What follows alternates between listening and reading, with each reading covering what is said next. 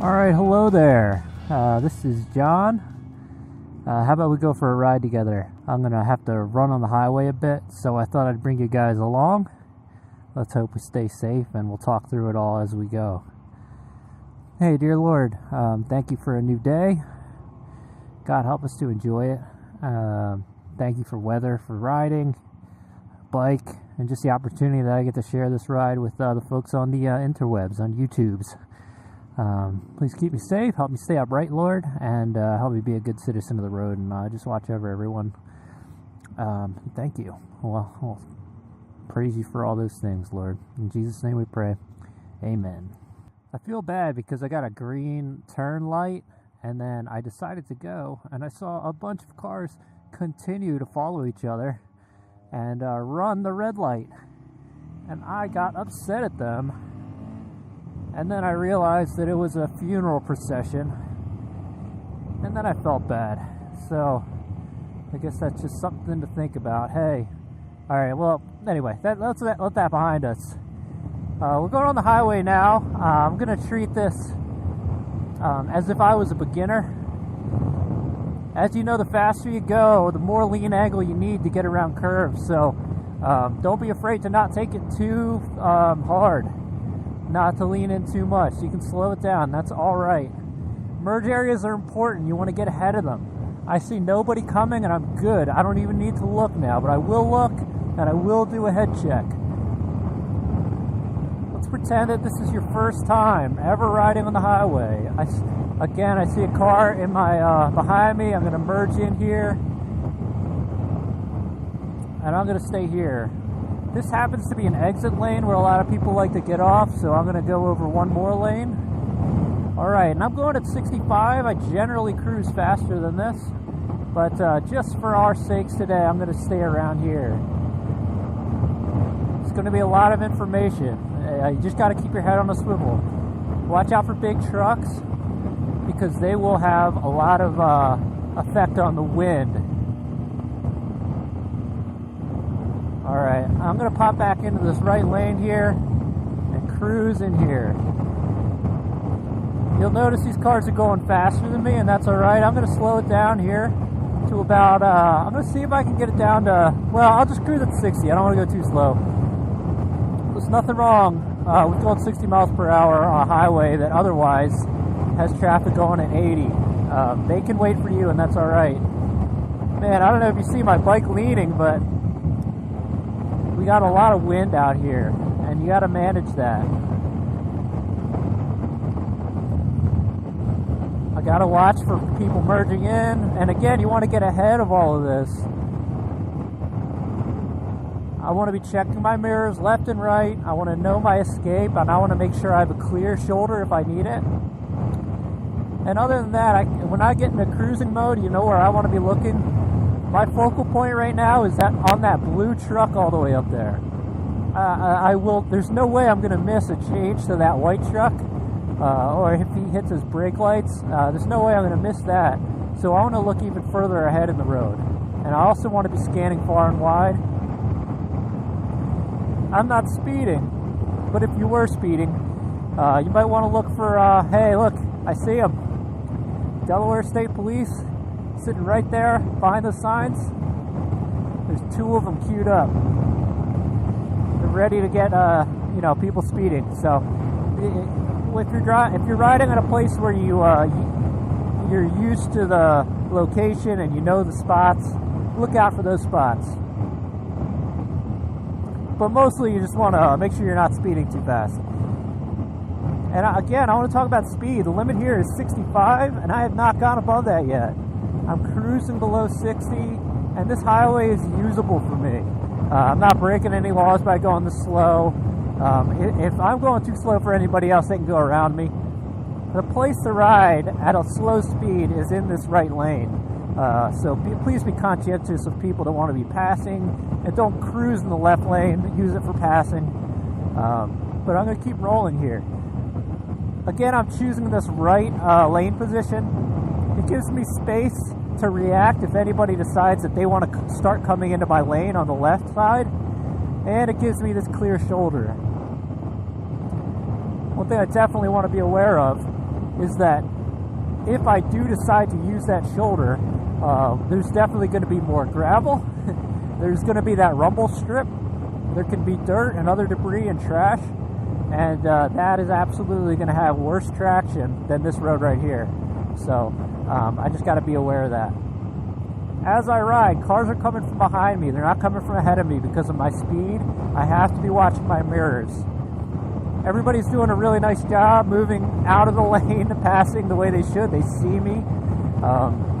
But in the event that a car were to come back behind me and really start to tailgate me, I might assume maybe they can't see me, and I'm going to swerve like this just so they can know that I'm here. And that's that swerve maneuver that you learned in the Motorcycle Safety Foundation course, where you just do a quick tap, tap, left, right. And that's how, if I have for some reason wanted to move to this left lane position, I would do a tap, tap, and I'm there. Move back, tap, tap, and let this Range Rover pass me. Anytime you're passing a vehicle, or they are passing you, you want to be conscientious of the effect that they're going to have on you, especially with a big tractor trailer. I mean, look how big those things are. They create a lot of wind force that they throw off the front of their vehicle and off to the sides. Alright, well, this is going to be my exit. I hope the audio quality's alright. I'm surviving. I hope you're not too nervous. But I'm in the flow. I ride this all the time for my commute, so easy does it. Nice and easy. We'll roll off the throttle a little bit here and make sure nobody else is trying to merge in or anything like that. And be aware of the I just downshifted 2 gears for your information, so I could go from about 60 to about 40 miles per hour. I could have you know, I might be okay in 3rd here. I'd probably be okay in 5th as well, but it's kind of up to you. Just be aware of how those gears are going to respond. So again, with these lane changes and merges, if I start looking now, it's way too late. I knew ahead of time what the situation was I was rolling into, and I could choose my speed from that. Left turner, watch there. Right turner, right here. All right, I'm going to head in my neighborhood. I just got to pick something up real quick. But we're going to catch up in a few. So when we tune back in here, we're going to try going just a little bit faster. Just had to pick up my backpack. Love you, pup. Best pup in the world. Best pup in the world. Alright, buddy. I gotta go, alright? Alright, folks. Here we go. Let's push left to go left. Get through here. And we're going to be back on the highway after this exit up here. So, I hope that was helpful for you all. A pretty uneventful ride, which is great, right? Something crazy eventful on the highway can be a little bit scary, and I totally get that. So hopefully this truck doesn't try to go and it'll be all right. And I gotta merge in here. I'm gonna let's see, let's follow this minivan. This is a little bit more aggressive, but it'll work. You gotta choose the level of risk you want and whether or not you want to wait. The wise thing to do probably there would have been to just get in a line of cars, you know, wait the extra 3 or 4 seconds, because it's going to be all right. We don't have to be in a hurry. When you're in a hurry, when you're going too fast, that's when things can go wrong. And I don't know, I think whoever's driving this Honda Odyssey probably didn't do a really good job of coloring inside the lines when they were in school, but that's all right. All right, let me see, where am I going to merge? I got plenty of room. I got 2 open lanes. We're going to be all right. And they probably don't even know this lane ends. All right, I'm going to try to get around them, and I'm just going to be aware that maybe they won't see me. You got to ride like you are invisible. That's what I'm going to do. So, again, if I'm not passing anybody, this is just a great place to be. Out here in the right lane. Now, I did feel that wind earlier, so I want to be cognizant of that. I want to leave room so that if I get pushed this way, that I can counter steer and push myself back to the left. And that is how it's going to look. If the bike starts pushing this way, If I think that turning the wheel, if I think that turning the wheel to the left is going to help me out, it absolutely will not. Turning the wheel to the left is going to just take me right off the road. Alright, so this is an interesting situation. The Honda Odyssey is back to my left in my blind spot, and I'm stuck behind a slow truck. And I have tractor trailers on my left. So what I'm going to do is I'm going to make sure I have space to see this car over to my next lane. Alright, I've established myself in this new lane. I'm going to pass this truck. Alright, let's go! Alright, now, okay, so that I wanted to go there, but that was closed off to me. I really want to pass on the right here, but since we are a law-abiding channel, I'm going to try not to do that. And I'm a little too close for comfort to this this tractor trailer in front of me. So I'm going to go ahead and just get in here to the left. There's no car in my blind spot. I'm going to tuck in here. This is what I like to do when I pass these tractor trailers, because I definitely feel more wind. Alright, and this is still not, as you can see, this ride is much more engaging and maybe more entertaining and exciting than the last ride. And entertainment and excitement is not what a lot of us want on the highway, because a lot of these people are not paying attention. They're hardly even looking ahead of them, and they're definitely not looking behind them or to their sides. So let's just relax a little bit. We just passed those trucks and traffic is moving again. And we'll just slow it down here. We're back to the slow or cruising lane. I'm back under 70 miles per hour. I can follow a truck. The thing you got to watch out for is you just got to assume that there's going to be some kind of debris in the road that truck splits and goes under, and I have to be able to react in time, which is pretty difficult. All right, and now we're slowing way down here. So let's pass. I got an open lane. I'm going to accelerate as I go. We're going to tuck. Actually, let's just go. One lane at a time, plenty of room.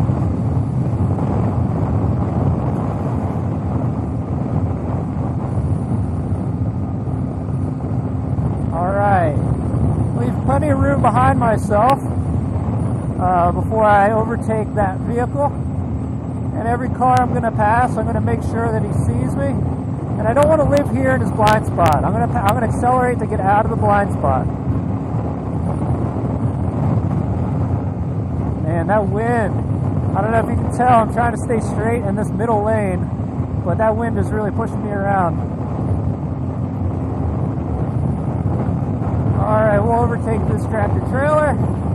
I prefer to tuck in just to get a little bit less wind off. I'll move to this lane position right here to lessen the effect of the wind. Alright, and we're up again.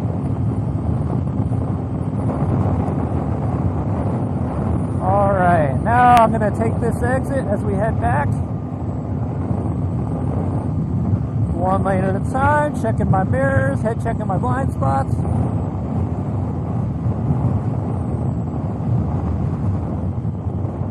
It'll serve you really well to always be scanning everything around you. I know there's no cars around me right now. I could change 3 lanes if I wanted to right now, and it would probably upset a few people, but I know they would be open to me.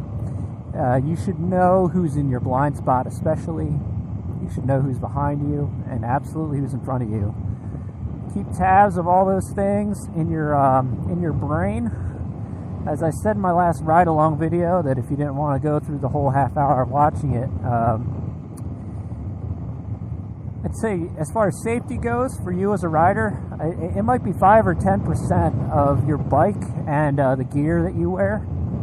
That stuff can definitely save your life, for sure. But checking my blind spot for that truck. But the other 90 to 95% is your head, it's your brain, and it's your eyes. Your brain and your eyes. Sorry, I think it's funny to point at the camera. Anyway, so hey, we're making it and we're doing fine here. Headed back to work. Anytime you see a truck like that, just be aware that a smaller truck might not always be a licensed commercial driver with a commercial driver's license. And it might be somebody that's never driven a car that big and that's renting it. So always watch out for trucks like that. Do not give them the benefit of the doubt. As my motorcycle safety instructor said, never put yourself in a position where you're depending on a stranger to do the right thing. It's worth saying again. Never put yourself in a position where you're dependent on a stranger to do the right thing. Alright, so that's how we get safely back. Had a nice little ride on the highway, and I hope you enjoyed it too. Hey, if you have questions about how to ride on the highway, or any comments you'd like to, if you have any constructive feedback from me and riding tips from me, hey, I'll take them. I'm not here as an expert. I just want to share my experience with you and let you ride along with me. Until then, this is going to be it. Thanks for riding with me, and we'll catch you on the next one. Make sure you subscribe.